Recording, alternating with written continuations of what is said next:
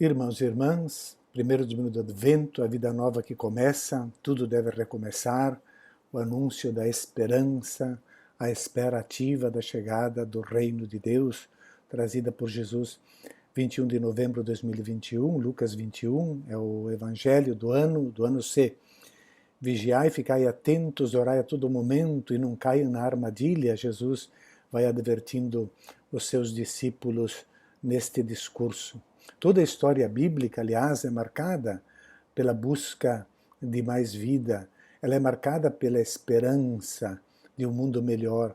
Assim, o novo ano litúrgico não poderia começar com uma mensagem negativa, mas começa com uma mensagem positiva de confiança, de vida plena, que se realizará de modo completo com o retorno de Deus em meio ao seu povo. É a esperança do Antigo Testamento, é a esperança messiânica. Ele vem trazer duas coisas: juízo para uns, julgamento para uns e salvação para os outros. Deus fará justiça julgando os ímpios, os maus, e salvando os justos, os que sofrem nas mãos dos maus. A liturgia do Advento é um convite, portanto, à vigilância. Quer ajudar-nos a que nos preparemos para celebrar, primeiro, a memória da encarnação, mas também não só alimentar a fé de que o Senhor voltará glorioso. Mas não é só memória histórica do Natal de 2000 anos atrás, nem somente a vinda do Senhor no íntimo de cada um de nós, ao longo da nossa vida, da nossa história, mas também na fé nós celebramos a volta final do Filho do Homem, que voltará na sua glória, aquilo que chamamos fim do mundo, juízo final.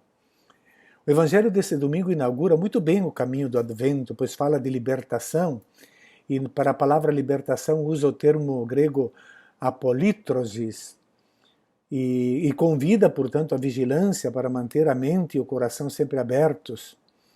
E ele diz claramente: então, eles verão o Filho do Homem vindo numa nuvem com grande poder e glória. Essa volta, porém, não é apresentada como um momento de angústia e desespero para todos, pois, para os justos, que esperam vigilantes o retorno do Senhor, ela será de libertação, apolítrosis. O Evangelho apresenta, nesse domingo, as últimas palavras de Jesus no discurso que precede a sua paixão e morte em Jerusalém. No próximo domingo em diante, nesse tempo do Advento, Jesus não fala mais no Evangelho.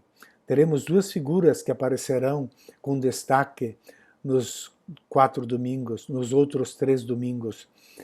Duas vezes João Batista no segundo e terceiro domingos.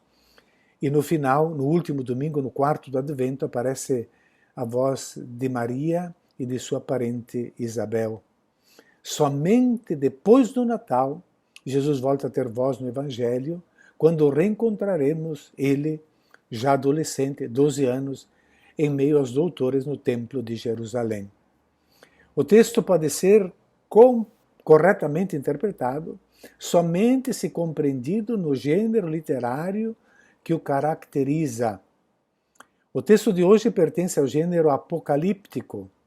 Faz parte desse gênero falar de sinais cósmicos, tão comuns no Antigo Testamento e na literatura judaica. Para esta concepção, o mundo e a história estão subjugados às potências do mal, a cujo domínio Deus colocará um ponto final com a sua intervenção no fim dos tempos. Somente neste tempo futuro, os justos, sujeitos às perseguições e adversidades produzidas pelos ímpios, poderão experimentar as bem-aventuranças, ao contrário daqueles que fazem o mal, porque esses irão ao encontro ao julgamento divino. Porque na literatura apocalíptica tudo está nas mãos de Deus, nada escapa, e dele dependem a sorte das nações e a sorte de cada indivíduo em particular. Haverá, como diz o texto, os sinais no sol, na lua e nas estrelas. As catástrofes marcarão o tempo da chegada do Filho do Homem. Jesus faz aqui referência aos principais corpos celestes conhecidos na antiguidade, porque fala de sol, lua e estrelas. Era tudo que podiam ver daqui. E a terra fala da terra e das águas, isto é, engloba toda a criação. Diz: na terra as nações ficarão angustiadas com pavor do barulho do mar e das águas. Os homens vão desmaiar de medo só em pensar no que vai acontecer ao mundo, porque as forças do céu serão abaladas. É a intervenção de Deus, é a vinda de Deus para esse mundo. Tudo isto para anunciar, dentro desse gênero literário, repito, apocalíptico, a iminente intervenção de Deus na história. Está próximo, está chegando. Então eles verão o Filho do Homem vindo numa nuvem com grande poder e glória. O verbo ver aqui, eles verão, opção está aí, pede para estar com os olhos bem abertos. É uma visão que destrói a angústia da previsão catastrófica. É uma luz que dissolve as trevas. É uma verdade que vence a mentira. Atenção! É uma verdade que vence a mentira no mundo de hoje. Essa visão não é meramente mecânica, passiva ou casual. E é interessante observar que Jesus não diz que depois eles verão, mas simplesmente e então verão, que significa que a vinda do Filho do Homem será vista contemporaneamente às catástrofes, durante as catástrofes, no meio das perseguições, sobre as quais Jesus apenas falou. Aquilo que será catastrófico, como já dissemos, para os ímpios, não o será para os discípulos. Isso é demonstrado na mudança de Jesus, que passa agora a um discurso direto com os discípulos, mudando da terceira para a segunda pessoa, e diz claramente: eles, os discípulos, então, a segunda pessoa, vós, né, não precisam temer, mas deverão até levantar-se e erguer a cabeça. Atitudes do corpo que denotam esperança e confiança. A vós, segunda pessoa, libertação está próxima. A libertação, a polítrosis, podia ser usada com 3 significados no grego daquele tempo. Primeiro, ela pode significar o resgate de um escravo que já era previsto pelo direito romano e significava um ato jurídico mediante o qual o patrão declarava um escravo livre, a polítrosis. Também, segundo, a libertação de uma tortura ou de sofrimento, e pode ser analogamente comparada a uma expiação, ao ressarcimento de alguma coisa. E um terceiro significado, a libertação de uma pena, no sentido de redenção, como pagou a pena, resgatou aquela pessoa para a liberdade. A Sagrada Escritura denota seguidamente que uma intervenção redentora de Deus resgatará os seus fiéis. Esta é a polítrosis. Porém, essa apolítrosis, essa libertação não é só futura, é também um evento salvífico já realizado por Deus, que Deus já está realizando. Porque mesmo na cruz, Jesus realiza o reino de Deus. O mal que sofremos, mas que não fazemos, nos associa a Jesus Cristo, a sua paixão e morte.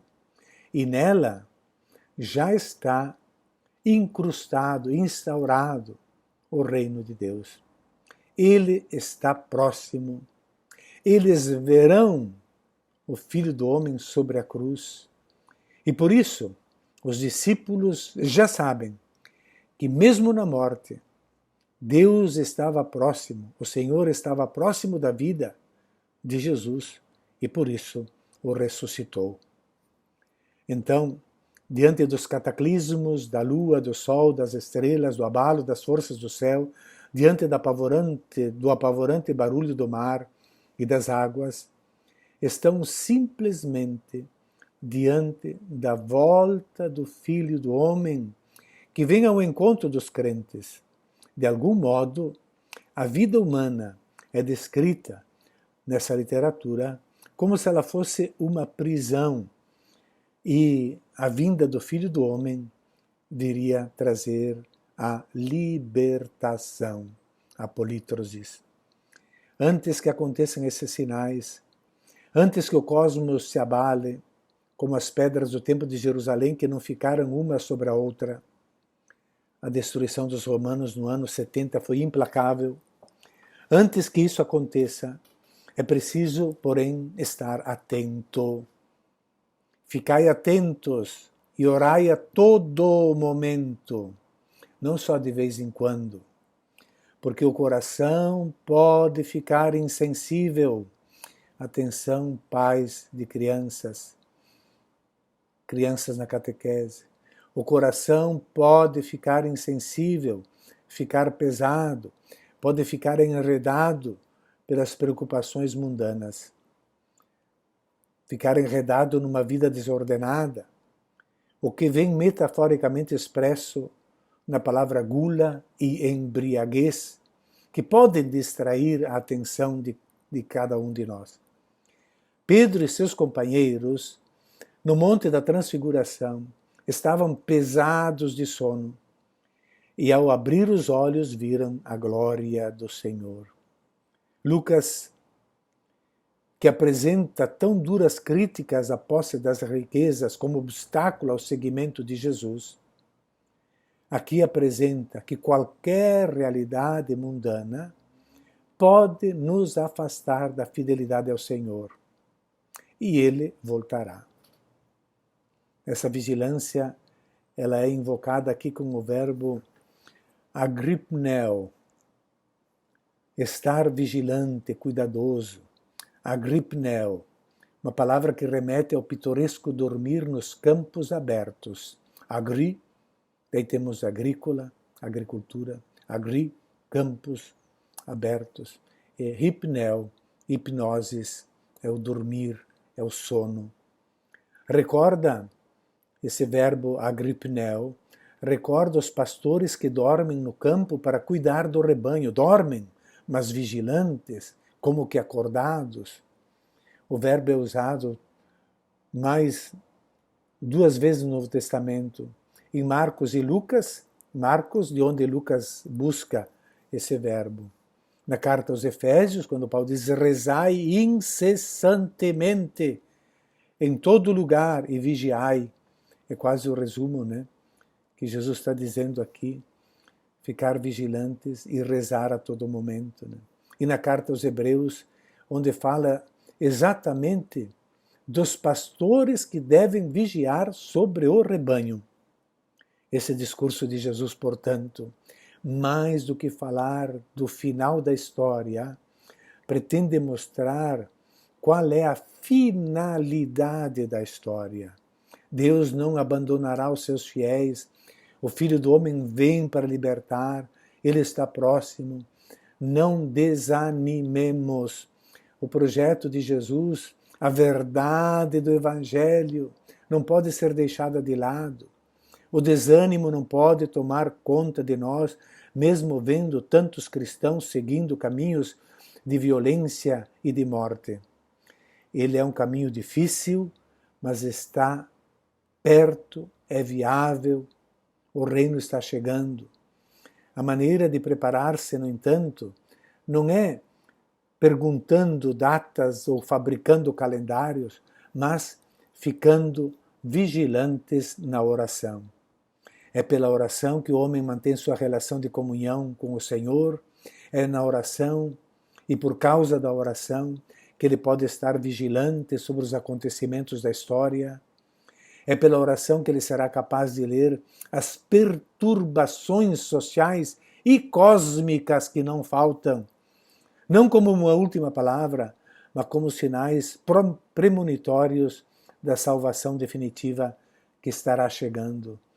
Quem está vigilante não será manipulado, enganado, levado pelo lado da morte e pelas mentiras. Em meio ao mundo de sofrimentos, perseguições e crises, o chamado de Jesus é para que estejamos atentos, vigilantes e preparados. Afinal, não sabemos a hora da nossa morte, que é o fim do mundo para nós. O Advento é um chamado para mudarmos de vida agora. Nossa casa, comunidade, nossa vida deve preparar-se para acolher Jesus que está vindo. O que realmente importa nesta vida, o que realmente vale a pena esperar, que dá sentido, que preenche os vazios nesse tempo de Advento, é o que Ele quer trazer para cada um de nós, o que realmente importa. Jean de Joinville, dos primeiros históricos franceses, e aqui temos um resumo da mensagem do Evangelho para nós hoje, para fazermos as coisas com mente vigilante e coração abertos na oração. Um dos primeiros históricos franceses, companheiro de São Luís IX, na Sétima Cruzada. Então ele narra que um frade dominicano, enviado pelo soberano para tratar com os sarracenos, encontrou na estrada uma velhinha de nome Caritea. Ela segurava em cada mão 2 recipientes. No primeiro havia brasas incandescentes, no segundo água gelada. O que vais fazer? Perguntou.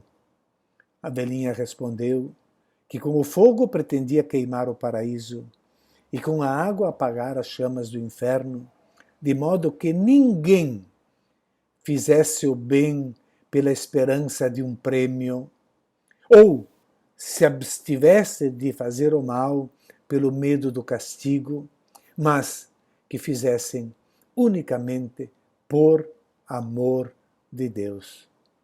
A espera do dia do Senhor é intensa, mas não aterradora.